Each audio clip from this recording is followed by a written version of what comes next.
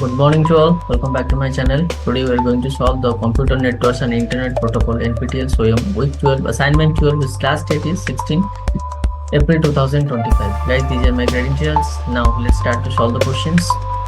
You can see this is week 12 and assignment 12 questions.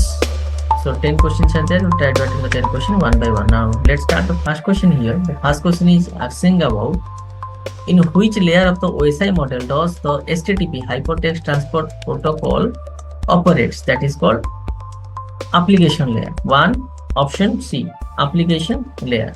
You know, in HTTP is an application level protocol that operates at the top level of the OSI model, responsible for providing the interface to the application communicate over the network. That's why we choose 1 option C, that is called application layer. Now moving to the question number 2.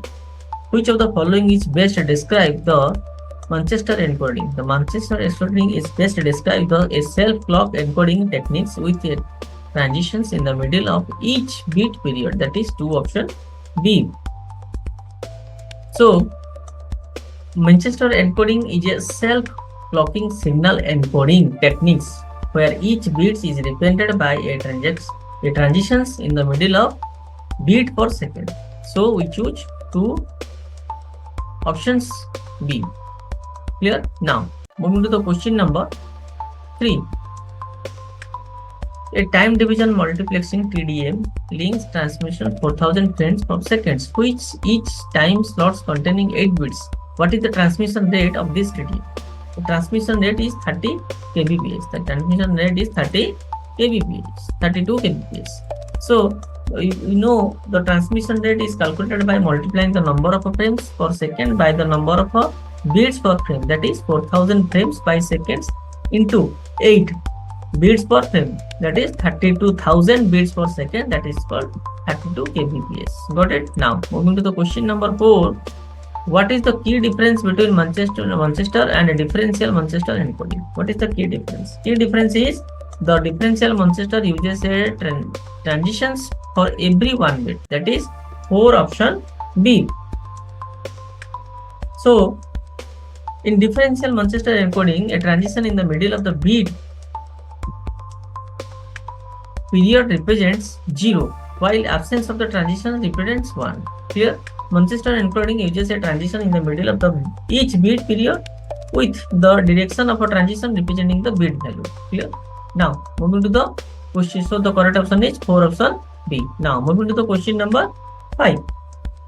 In phase shifting key PSK, how is the information transmitted? The information is transmitted by varying the phases of the carrier signal, that is 5 option C. 5 option C. You know, PSK is a digital modulation technique in which the phases of the carrier signal is varied to represent digital data, to represent different digital data. That's why option C is the appropriate answer. Moving to the question number 6. A channel has a capacity of 1 Mbps and SNR of 9. If the SNR is halved, what happens to the channel capacity? The channel reduced by less than 50%. 6 option C, reduced by less than 50%.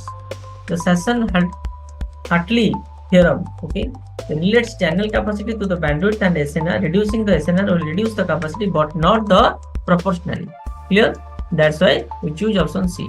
Moving to the question number 7. What is the primary limitation of NRJ at L when used over the long distances?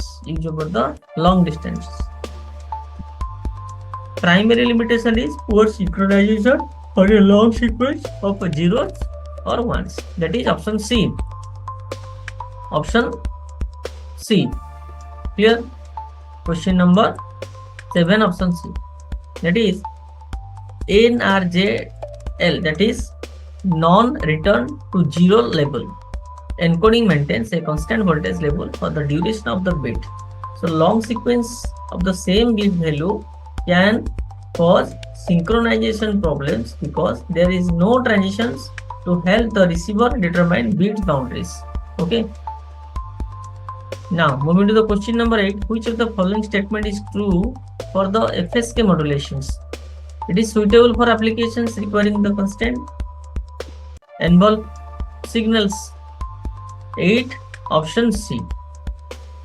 FSK means frequency shifting modulates data by varying the frequency of the carrier signals. It maintains a constant amplitude, which is important for the certain applications.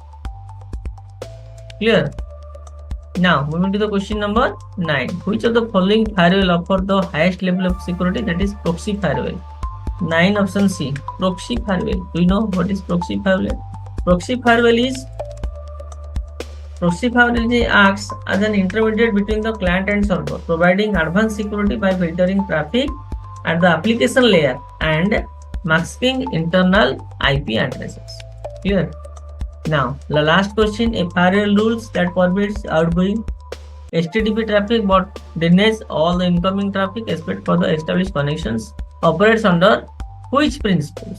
Operates under default deny principles. Okay, default deny principles. You know, the default deny principle means that all the traffic is blocked unless explicitly allowed. This is a fundamental security principle. Clear? That now we are going to submit the answer of this question. Please wait while the assignment is submitted.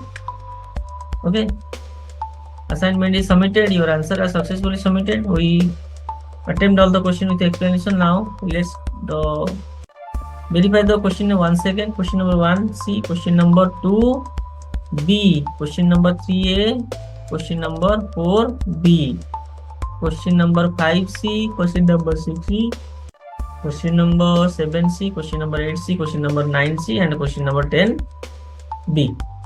Guys, if you like this video, you can share with your friends and colleagues so that the other students can get benefited. And if you have any questions regarding the same, you can put your questions in our YouTube channel. Okay, all the best for your exam.